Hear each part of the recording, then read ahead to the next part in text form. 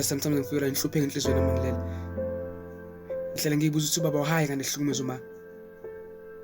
Ubaba unabafazi abawu2. Mina ngedwa uma lo munye umfazi obuzalele ngane eziwu2.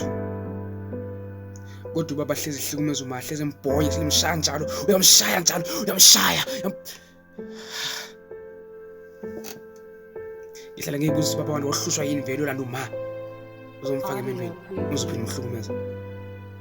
Ngihlala ngiyibuza umthanda yini aseqaleni. Wawunalo vele uthando lakhe.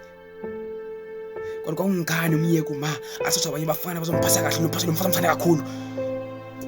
Hlone phansi noma. Yazi mangihleli ngedwa ngifela ukukhala abangani bami hleli bengibuza ukuthi kwayi why wena uhlezi ukhala eklasini. Why njalo msibona uma wakhe kulesi sikoleni.